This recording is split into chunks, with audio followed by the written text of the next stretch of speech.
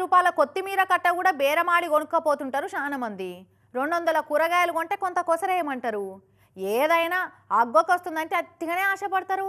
ఇవాళ 10 రూపాయలు పెడితే మీకు 10 రోజుల్లో 100 రూపాయలు ఇస్తామనే వాళ్ళని నచ్చి చెప్తే చేతిలో పైసలు లేకున్నా షేబాదలు అడకచ్చైనా స్కీములల్లా గట్టి చేరుతుంటారు. ఏం చేస్తాం, 10కి 10 ఆసరైతాయి. 10 రూపాయలు వస్తాయి అంటే వట్టిగానే నమ్ముతారు జనాలు. అట్లా జనాల నమ్మకమే ముంచేటోళ్లకు పెట్టుబడి అవుతుంది. జనాల ఆశను క్యాష్ చేసుకొని మోసగాళ్ళు మంచిగా గుండు కొట్టి సున్నం పెట్టిపోతుర్రు. తిరుపతిలో గసంటి ముచ్చట్నే అయింది వల్ల చాలా మంది ఉద్ధరిస్తామంటే ఊళ్ళు కొంటామంటారు. అదే ఏదైనా వస్తువు అగ్గో ధరకు వస్తుందంటే జాలిగా లడ్డు కావాలా నాయనా అని నా అంత లక్కీ పర్సన్ దునియాలనే లేడన్నట్టు సంబరపడుతుంటారు. అసంటోళ్ళ నమ్మకాన్ని పెట్టుబడి చేసుకొని మంచిగా గుండు కొట్టిపోతున్నారు కొంతమంది కంతిరిగాళ్ళు. తిరుపతి కాడ గసండి ముచ్చట్నే అయింది.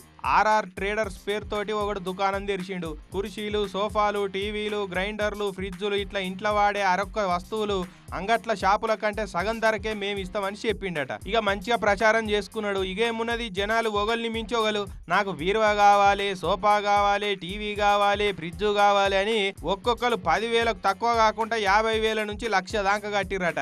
ఇప్పుడు పైసలు కట్టురే, వారం 10 దినాల తర్వాత వస్తువులు డెలివరీ చేస్తామన్నారట. ఎప్పుడైతే అగ్గొక వస్తువులు వస్తున్నాయి కదా చాలు, వారం రోజులు అటు ఇటు అన్నట్టు జనాలు మంచిగా నమ్మిరట.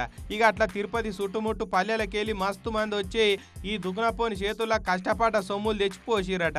ఇకేమున్నది, 3 కోట్ల రూపాయలు వసూలు కాగానే వాడు దుకాణం షట్టర్ బంద్ చేసిండు. వస్తువులు ఇస్తామని డేట్ చెప్పే వీడు ఇంకా ఇయ్యకపాయా అని చెప్పి వానికి ఫోన్ చేస్తే ఏమున్నది, మీరు డయల్ చేస్తున్న నెంబరు ఇప్పుడే కాదు ఇంకెప్పుడూ కలవదన్నట్టు స్విచ్ ఆఫ్ వచ్చిందట.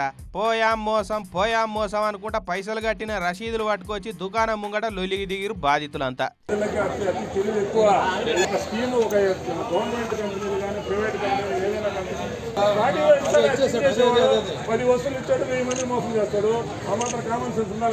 ఇక పోలీసు వాళ్ళు వచ్చి వాందేం తప్పు లేదయ్యా, మీ అసొంటోళ్ళ దురాశనే తప్పు. అంగట్ల ఎవడి అని ఆఫ్ రేటుకు వస్తువులు ఇస్తామంటే మీరెట్లా నమ్మిర్రా? మందిని ముంచేటోళ్ళు గిసొంటి స్కీములే పెడతారు. అగ్వకు వస్తున్నాయి అంటే వెనక ముందు ఆలోచన ఉండదా మీకు? చెర్ల నీళ్లు పోయి చెరువు వెనక పడ్డాక మొత్తుకున్నట్టు చేతుల మీ కష్టార్జితాన్ని తెచ్చి మోసగాళ్ళ చేతిలో పోసిరు.